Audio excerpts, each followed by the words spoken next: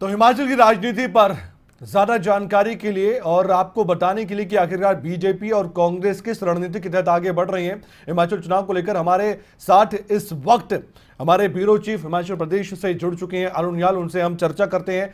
अरुण, क्या लग रहा है कि बीजेपी और कांग्रेस की अभी फिलहाल की रणनीति क्या है? कांग्रेस मंथन कर रही है, बहुत सी खबरें हमने देखी, पिछले कुछ दिनों से चली सूत्रों के हवाले से जानकारी मिली थी कि कांग्रेस के संगठन में बदलाव के संकेत मिल रहे थे। अभी तक तो हुआ नहीं है, आने वाले वक्त में क्या हो सकता है? बीजेपी के जो दिग्गज नेता हैं वो भी तैयारियों में जुटे हुए हैं, लेकिन आला कमान की नजर हिमाचल प्रदेश में।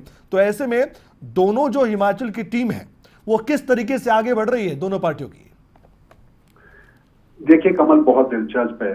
आप ये देखिए कि हिमाचल प्रदेश में आज का दिन अगर समझा जाएगा तो ये बड़ा महत्वपूर्ण माना जा रहा है। कल से ये दौर शुरू हो गया था। भाजपा में राष्ट्रीय संगठन महासचिव हैं BL संतोष, ये हिमाचल में कल से हिमाचल के दौरे पर है और हिमाचल में राज्य भाजपा संगठन की किस तरीके की तैयारी होनी चाहिए, पार्टी का फीडबैक किस तरीके से आला कमान के पास है और उनमें ऐसे कौन से नेता और ऐसे कौन से चेहरे होंगे जिसका टिकट आने वाले वक्त में कर सकता है।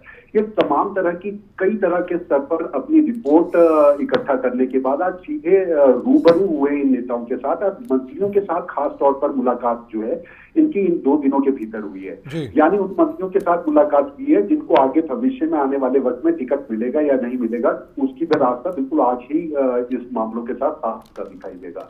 भले ही से बात ये कहा जा रहा है कि ये तय किया जा रहा है कि रणनीति भाजपा की सत्ता वापसी की क्या होगी, लेकिन ये बावजूद इसके एक बड़ी धमक इसको लेकर जरूर दिखाई दी है जो मुलाकात BL संतोष की यहाँ पर हिमाचल प्रदेश के संगठन को लेकर यहाँ पर हुई है।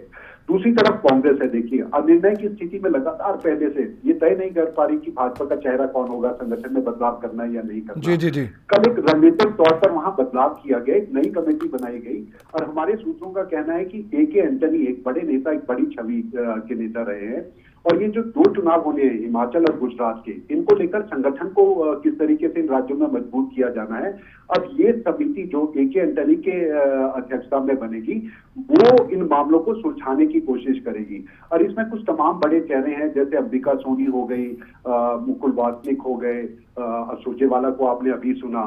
तो ये तमाम चेहरे जो हैं ये बैठक करने के बाद तय कर रहे हैं कि हिमाचल की गुत्थी को कैसे सुलझाया जाएगा। कल इसकी महत्वपूर्ण बैठक हो चुकी है और आने वाले वक्त में 1-2 बैठकों के बाद सोनिया गांधी को उसका रास्ता सुझाया जाएगा कि हिमाचल में किस तरह से संगठन में कोई बदलाव करना है, सरकार को सत्ता वापसी के लिए क्या करना है। और इसमें एक बड़ा नाम अगर कहीं है वो प्रशांत किशोर का है। वो प्रशांत किशोर जो सलाहकार के तौर पर जिन भी राज्यों में कांग्रेस अब चुनाव में उतर रही है वो वहां पर सामने आकर उनके साथ सलाह देने का काम कर रहे हैं, तो उनकी भी इसके साथ बैठक हुई है। तो ऐसे में निर्णय क्या निकलेगा इंतजार करती कांग्रेस, जिसका अपना मनोबल हिमाचल प्रदेश के भीतर टूटना शुरू हो गया है, वो भाजपा जैसे सशक्त नेतृत्व के साथ में सत्ता वापसी के सपनों को कैसे पूरा करेगी, ये रणनीति देखने वाली है। और किशोर, मैं आपको BL संतोष को लेकर एक बात जरूर साफ कर दूं, ये प्रशांत किशोर के मुकाबले में मोदी और अमित शाह की टीम के वो रणनीतिकार हैं, वो चाणक्य हैं जो लगातार सत्ता वापसी के साथ जीत की राह भाजपा के लिए तैयार करते आए हैं और संगठन को एक मजबूत राह देते आए हैं। वो इन दिनों हिमाचल में है और हिमाचल में आने का मकसद के साथ आप इस बात को मजबूती के साथ देख सकते हैं। कल राष्ट्रीय अध्यक्ष जगत प्रकाश नड्डा ने कांगड़ा में आना है, लेकिन भाजपा के तमाम नेता, चाहे पार्टी अध्यक्ष सुरेश कश्यप हो, मुख्यमंत्री जयराम ठाकुर हो, अमूमन वो इससे पहले कांगड़ा पहुंच जाते हैं उन तैयारियों को देखने के लिए कि जगत प्रकाश नड्डा को लेकर तैयारियां किस तरह क्या है। लेकिन शिमला में उनका मौजूद रहना ये दर्शाता है कि BL संतोष की मौजूदगी कितनी महत्वपूर्ण भाजपा के लिए हिमाचल प्रदेश में थी और वही चीज हमारे को आज यहाँ देखने को भी मिली।